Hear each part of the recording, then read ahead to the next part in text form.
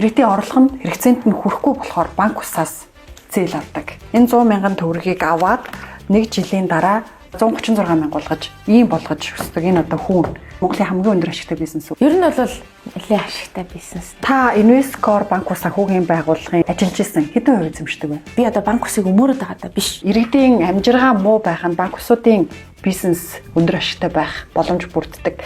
Гэтэл та нөгөө талдаа иргэдийн сайхан амьдрах нөхцөлийг бүрдүүлэх гэж гишүүний үүргээр ажиллаж байгаа. Энэ хоёр огтлцох уу? Ерөөсө хүчээр өгсөн зүйл байхгүй байхгүй. Таны аав ардчилсан намын анхдагч лидерүүдийн нэг гончигт орж байгаа. Та яагаад хүн намд хэлсв? Улсын хурлын гишүүн болж л байвал намын үзэл баримтлал хамаагүй юу? Яг уу ер нь бол ийм ааваараа Бомбай хийл гэж явах нь бас хэмзэг байд юм шүү гай. Ер нь манад өөрөө бас гадуурхлыг мэдэрчсэн юм тий. Тэг ер нь бол би овгоо ер нь хилдэггүй гээ уян гişиг гэж явдаг гэсэн байхгүй юу? Мэдээж хандив өгч байгаа. Мэдээж хандив өгч. Харин 2 тэрбум төгрөгийн хандив өгч чагсаалтын дээгүр бичигцээ ингэж сонссон.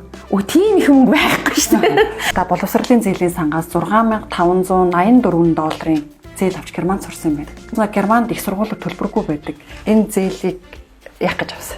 Тийм дэмжлэгүүд байх хэрэгтэй байхгүй. Зээлээ төлсөн үү? Эргэж. Одоо яг энэ дээр тайлбарвал. Та дараагийн хүүхэд гэр хорооллын амьдрал мэдэх үү? За би ер нь бол гэр хороолт өссөн. 600 тэрбум төгрөг тараацсан байдаг. Одоо энэ яаж төлөвлөх юм? Харин тий 600 тэрбум төгрөгөөр малчтын саналыг худалдаад авчихсан юм биш үү? Би бол тэгж л харж. Хурлын дарга шүүмжлэхээс айхгүй нь. Субъект талаас харахгүй байх хэрэгтэй.